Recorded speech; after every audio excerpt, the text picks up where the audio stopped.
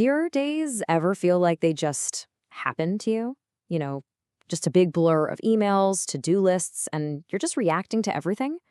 Well, what if you could actually design your day instead of just surviving it? Let's dive into how to do exactly that. It really all starts with this powerful idea from James Clear. So often, we get obsessed with these massive, life-altering changes.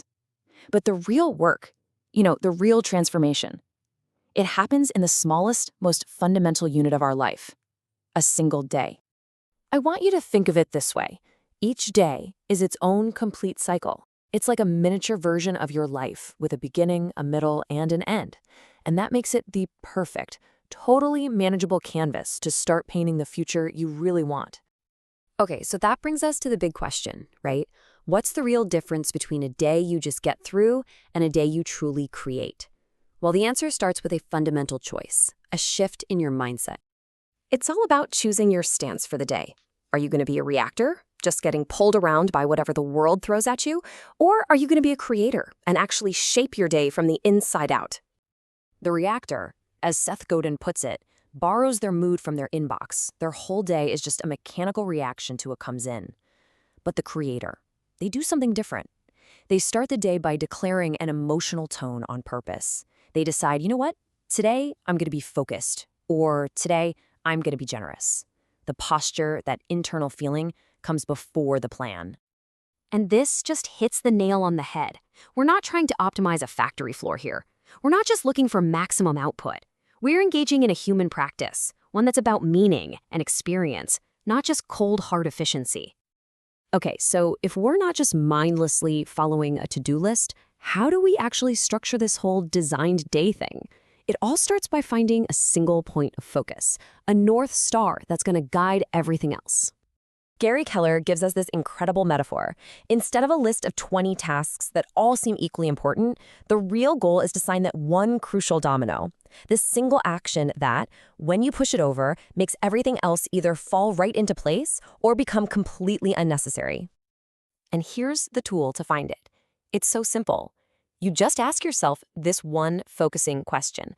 What's the one thing I can do today, such that by doing it, everything else becomes easier or unnecessary? This question forces you to be brutally honest about what really matters. It just cuts through all the noise and gives you immediate clarity on what's important today. And here's where it gets really interesting.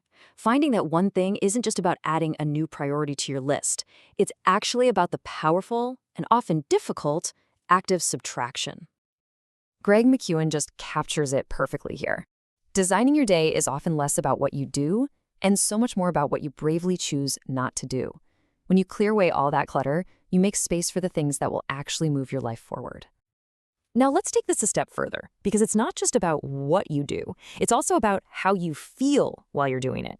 This is where we shift from just managing our time to actually managing our personal energy. This right here is a really critical distinction. A routine is mechanical. It's about getting things done efficiently, managing the clock.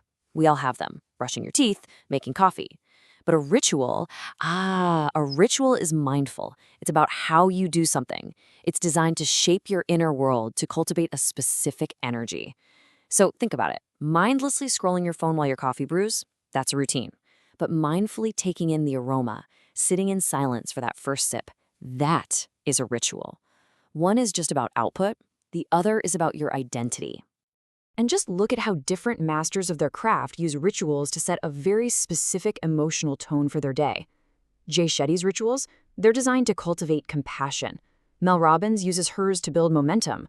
Robin Sharma aims for a sense of reverence. You see, they're not just checking boxes. They are intentionally cultivating the state of being that's going to fuel their entire day. This brings us to a really, really liberating idea. What if we stopped trying to find the one perfect day and instead started treating our lives like a series of playful experiments? It's a fascinating question, isn't it? We'll endlessly tweak the settings on our phones and apps, but we're often terrified to try a different morning routine for even 1 week.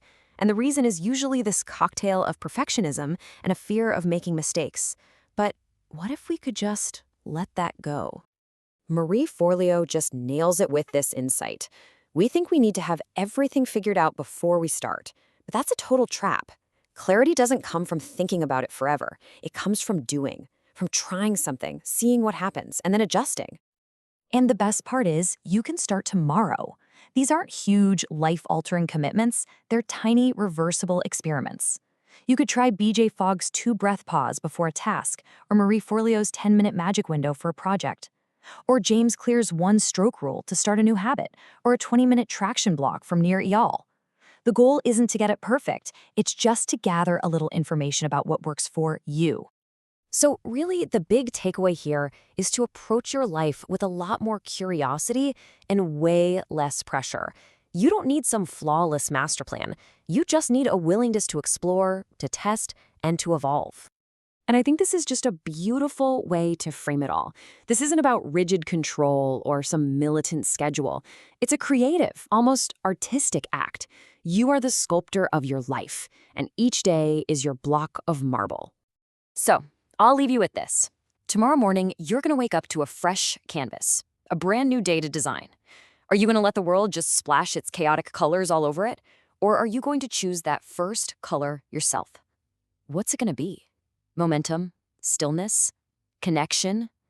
The choice, as always, is yours.